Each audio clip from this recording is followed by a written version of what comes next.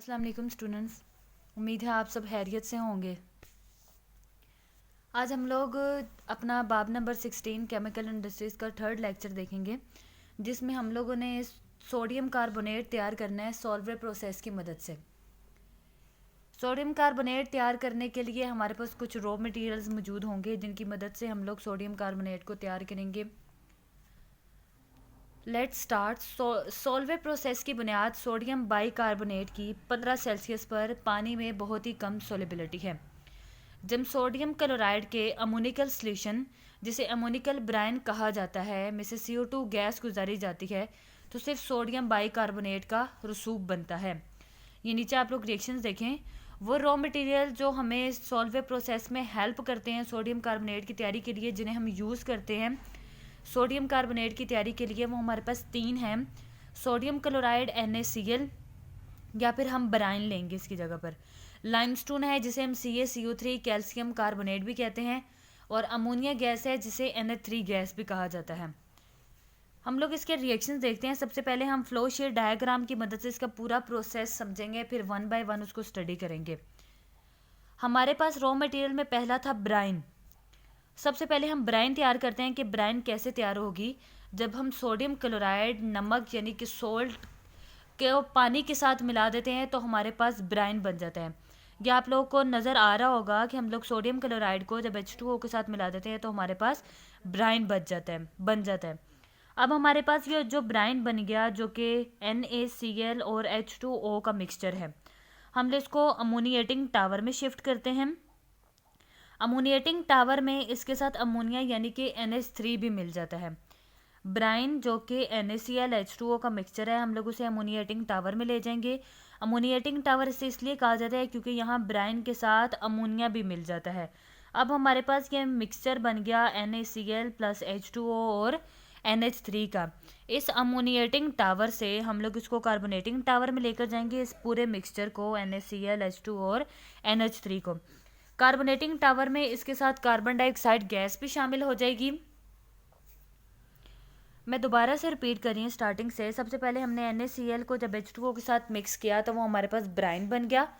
Bryan हमारे पास NaCl और H2O का मिक्सचर है। फिर हम लोग उसे अमोनिएटिंग टावर में लेकर गए, वहाँ NaCl H2O यानी कि ब्राइन के मिक्सचर के साथ अमोनिया भी शामिल हो गया।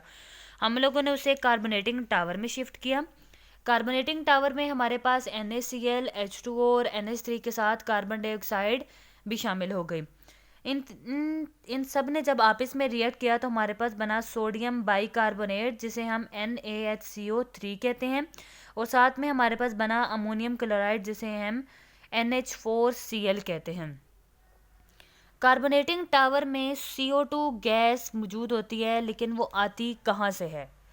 तो कार्बोनेटिंग टावर में ये जो CO2 गैस है, ये हमारे पास लाइम किल्न एक अलग चैम्बर होता है। उस लाइम किल्न के अंदर कैल्शियम कार्बोनेट पाया जाता है।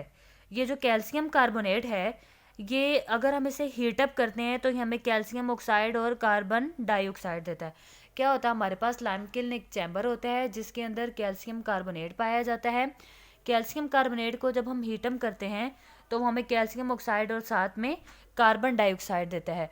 वो कार्बन डाइऑक्साइड कार्बोनेटिंग टावर में जाती है, NaCl H2O और NH3 के मिक्सचर के साथ मिलकर सोडियम बाइकार्बोनेट और अमोनिकल क्लोराइड तैयार करती है हमारे लिए। यहाँ तक के प्रोसीजर को मैं दोबारा रिपीट कर रही हूँ। सबसे पहले हम लोगों ने कहा कि ब्राइन, तो ब्राइन हमें कैसे मिलता है? जब हम NaCl और H2O को आपस में रिएक्ट करवाते हैं, आपस में मिलाते हैं, तो हमारे पास ब्राइन तैयार हो जाता है। यानी कि ब्राइन हमारे पास NaCl और H2O का मिक्सचर है।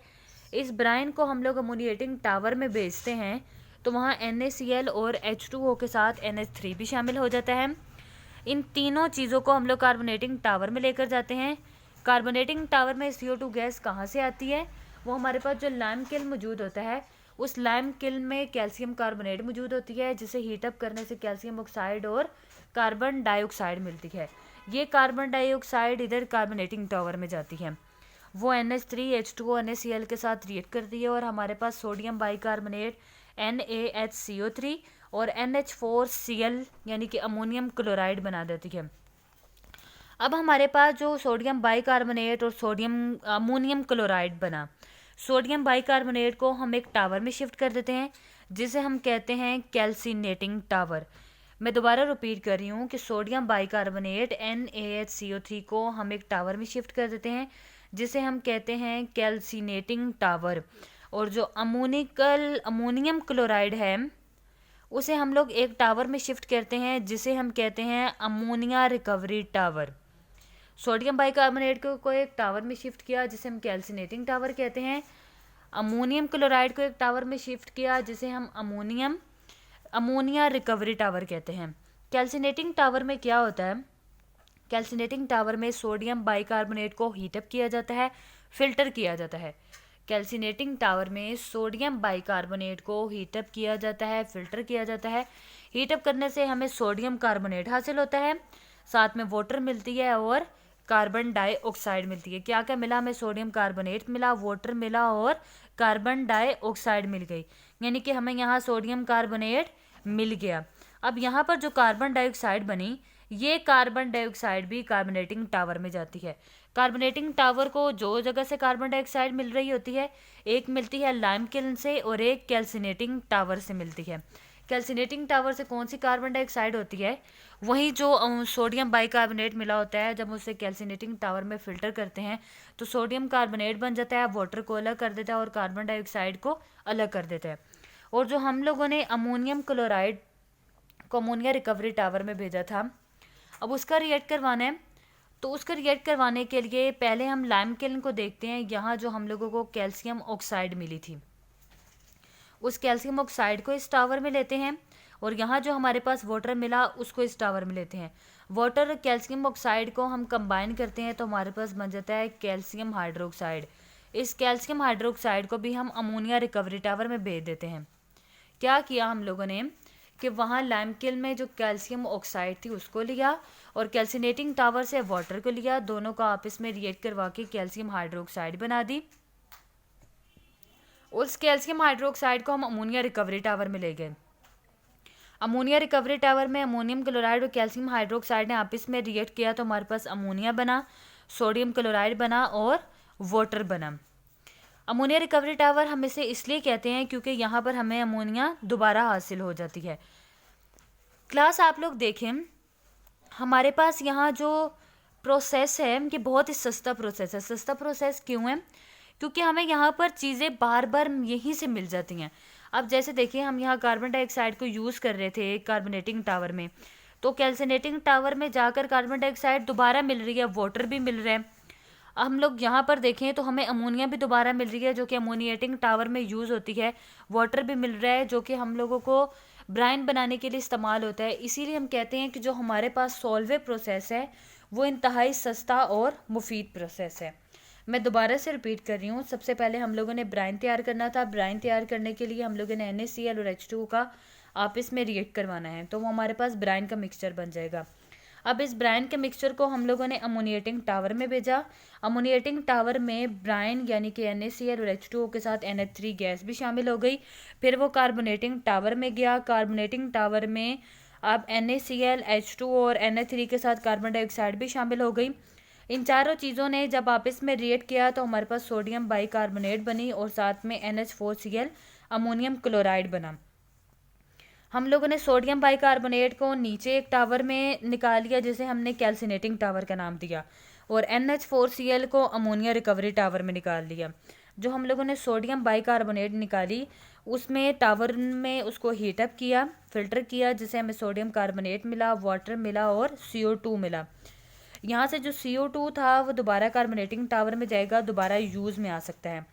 जो वाटर है उसको हम लोग यहाँ एक अलग टावर में लेकर आएंगे और लाइम किल्न से जो CaO मिल रही थी हमें उसे भी लेकर आएंगे, जिससे हम बनाएंगे कैल्शियम हाइड्रोक्साइड। और सोडियम कार्बोनेट जो कि हमें ज़रूरत था, जो हम लोगों ने तैयार करना था, वो हम पास तैयार हो गया। अब हम कैल्शियम हाइड्रोक्साइड का अमोनियम क्लोराइड जो कि हम लोगों ने पहले ही अमोनिया रिकवरी टावर में शिफ्ट कर दिया था उसके साथ रिएक्ट करवाएंगे, जिससे हमारे पास बनेगी ammonia NH3, calcium chloride CaCl2 और साथ में हमारे पास बन जाएगा वाटर 2H2O। यह आप लोग का होल प्रोसेस था जिसे हम लोगों ने एक फ्लो शीट डायग्राम की मदद से किया। अब हम 1 बाय 1 इसके रिएक्शंस को देखते हैं। देखिए सबसे पहले अमोनिकल ब्राइन की तैयारी। तो सबसे पहले अमोनिया गैस को सोडियम क्लोराइड सॉल्यूशन में हल करके अमोनिकल ब्राइन तैयार किया जाता है। अमोनिकल ब्राइन की कार्बोनेशन। अमोनिकल ब्राइन को कार्बोनेटिंग टावर में दाखिल किया जाता है और फिर इसमें कार्बन डाइऑक्साइड गैस गुजारी जाती है। कार्बोनेटिंग टावर में मंदरजाइल केमिकल रिएक्शन होते हैं।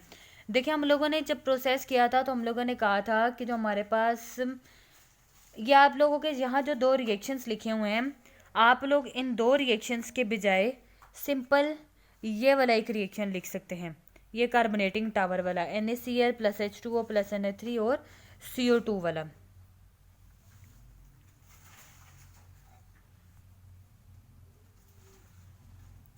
इन दोनों रिएक्शंस की जगह पर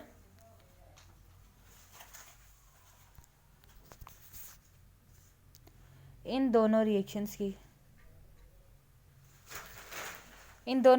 की जगह पर आप लोग एक ही लिख सकते हैं। और वो रिएक्शन आप लोगों ने क्या लिखना है, आप लोगों ने लिखना है NaCl CO2 NH3 और H2O। ये जो NH4 HCO3 बना है इसको मत लिखें, सिंपल आप लोग लिखें NaCl CO2 NH3 H2O। इन चारों को एक साथ लिखें और उससे आप सोडियम बाइकार्बोनेट यानी कि NaHCO3 और NH4Cl बना लें। इस रिएक्शन का मिक्सचर का टेम्परेचर 15 सेल्सियस तक कम करने से सोडियम बाइकार्बोनेट के रसूब हासिल होते हैं। फिल्ट्रेशन। कार्बोनेटिंग टावर से हासिल होने वाले दूधिया मिक्सचर को फिल्टर करके सोडियम बाइकार्बोनेट हासिल होता है। कैल्सिनेशन। सोडियम बाइकार्बोनेट को भट्टी में गर्म करने पर सोडियम कार्बोनेट हासिल होता है। रिएक्शन देखें आप लोग, सोडियम बाइकार्बोनेट 2NaHCO3 को गर्म किया जिसे हमें सोडियम कार्बोनेट Na2CO3 मिला, साथ में CO2 और H2O मिला। कार्बन डाइऑक्साइड और बुझे हुए चूने की तैयारी। चूने की भट्टी में लाइमस्टोन को गर्म करके CO2 तैयार की जाती है, फिर इसे कार्बोनेटिंग टावर में भेज दिया जाता है। जैसे कि मैंने आप लोगों को फ्लोशीट डायग्राम में समझा दिया है। भट्टी में बनने वाले अनबुझे चूने CaO को पानी की मदद से बुझे हुए चूने में तब्दील कर दिया जाता है। बुझे हुए चूने को अमोनिया रिकवरी टावर में भेज दिया जाता है। लास्ट वाला है हमारे पास ammonia recovery tower. Carbonating tower में बनने वाले अमोनियम क्लोराइड सॉल्यूशन और कैल्शियम हाइड्रोक्साइड के रिएक्शन से इस टावर में अमोनिया दोबारा बनाई जाती है। ये वाला रिएक्शन भी आप लोगों को मैंने फ्लोशीट डायग्राम में समझा दिया है। इस टावर में बनने वाली अमोनिया को दोबारा इस्तेमाल कर लिया जाता है। इस प्रोसेस में अमोनिया का ज़्यादा बहुत कम होता है जिसे ताज़ा अमोनिया शामिल करके पूरा कर लिया जाता है। यह आप लोग का बहुत इंपॉर्टेंट लॉन्ग क्वेश्चन भी था। मैं आप लोगों को दोबारा इस रिएक्शन के बारे में बता दूं कि ये जो रिएक्शन है यह आप लोगों ने क्या करना है,